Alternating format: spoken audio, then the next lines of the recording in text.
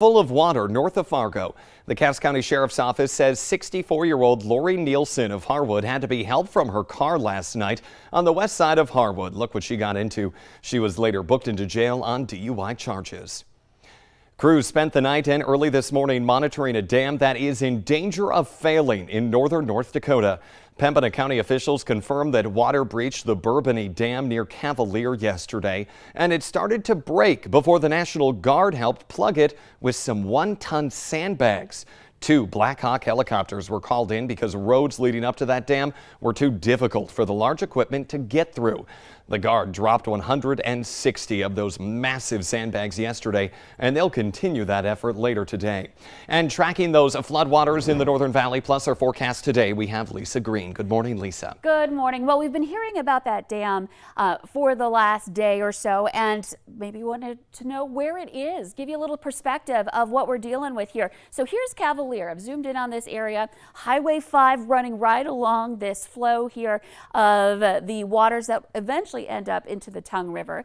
And here's the Bourbony Dam. There's Olga there hiding behind my label, and it's in that eastern part of Cavalier County. Well, the water from that dam goes down, crossing over Highway 5, ends up in the Herzog Dam, and then that water ends up into the Tongue River and in the Redwick Dam, and then of course downstream is Cavalier. So if we had issues at one of them, then it leads to kind of that effect of others being impacted by it, and that's why they're concerned in the Cavalier area and anywhere along Highway 5. So that gives you an idea of what the situation is there and where that is up in that northeastern corner of North Dakota. In the valley, we're looking at dry conditions today. Great for the flood fight. Up in the northern valley, we've got some sunshine. More clouds down in the south. That's where we may end up with some pockets of some sprinkles, but that would be it. Most of that system is missing us. It's just going to be a little more cloudy in the southern end of the valley here for today. Right now, pretty sunrise in Fargo. We've got temperatures that are a little chilly though, especially in those areas that are clear. Fargo's right at freezing, so 32 degrees. Watch out for a little bit of frost that may be developing. Grand Forks, fog being reported. We'll take a look at our conditions there in just a moment. We're at 33 again. It's 35 in Thief River Falls, 28. Chilly in Bemidji right now with some sunshine. Fergus Falls is one of our warm areas at 41, and Devil's Lake checking in at 34. So Southern Valley, these are our visibility reports. Southern Valley looking okay. A couple of places where we're down slightly, like Valley City.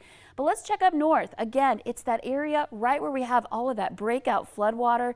An update in Grand Forks, we've come up slightly. That's good to see at 1 mile, but Grafton is at 0 for visibility. So not only do we have floodwaters creating hazards on the roads, but now we can't see very well. So if you're going to be traveling in this area, please be careful in those spots. A look at our planner for today out at the bus stop. The kids might want the coat this morning. This afternoon it's going to feel pretty good though. We'll be back into the upper 50s to some low 60s coming up for today. We had more 60s to the mix Thursday and Friday, and we stay dry into at least the first half of the day Saturday, and then the rain comes. So enjoy this while you can.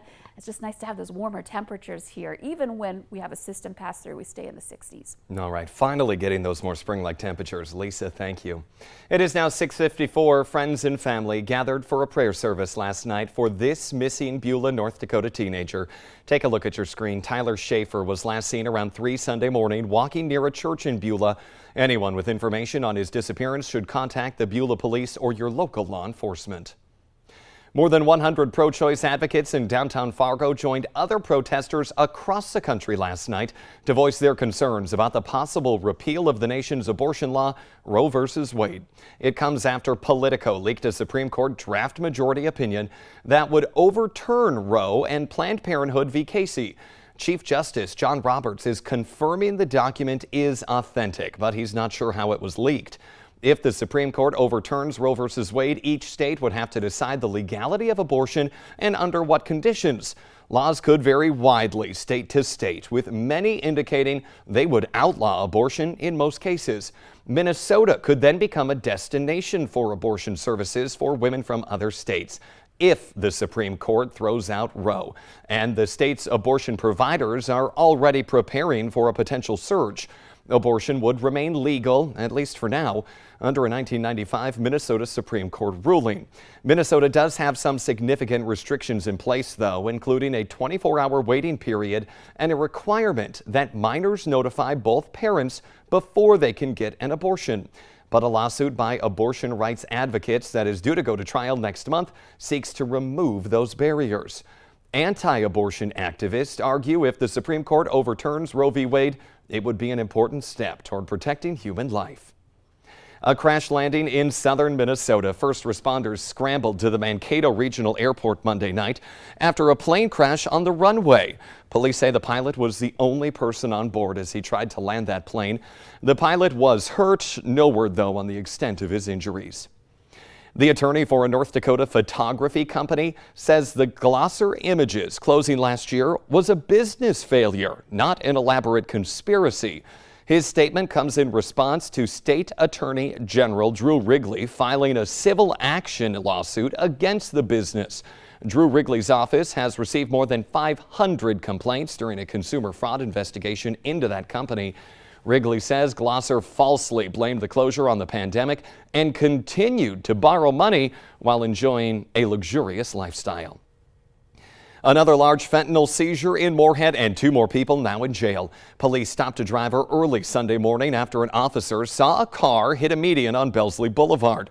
Police say the people in that car were acting suspicious and the driver gave them a fake name. A search of that vehicle turned up 300 fentanyl pills worth more than $10,000. Shenanda Fleming of Dunseith, North Dakota, and Abraham Johnson of Brooklyn Park, Minnesota, were then arrested on drug charges. This was the 4th biggest fentanyl bust in Clay County since March. Meanwhile, Moorhead police collected 111 pounds of unused medication during their latest national take-back event from over the weekend. The meds will be turned over to the DEA office in Fargo for disposal in a certified incinerator. Well, it's a nice sight. That grass is now getting greener. After a long winter, it's almost time to bring out the lawnmowers, maybe even that fertilizer.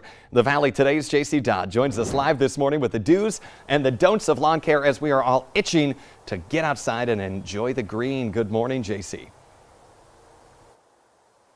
Good morning, Jordan. I think it's safe to say spring took her sweet time getting here, but it's a beautiful spring morning. A little chilly, but it's lovely seeing how beautiful the grasses are getting and how green they are. But you can definitely tell this one behind me here in Moorhead needs a little TLC. It was a long, brutal winter, and we can't forget the long, dry, hot summer we had last year. So the lawns, the grass around this area really needs some help right now, and it's the perfect time to do it. It's not too hot, but we're starting to warm up, and we have a little bit of a dry spell before some more rain is forecasted for this weekend. So it's a great time to start cranking out your rakes, start raking out and getting all the matted pieces of grass up, clearing it out. It's a good feeling knowing that it's right around the corner.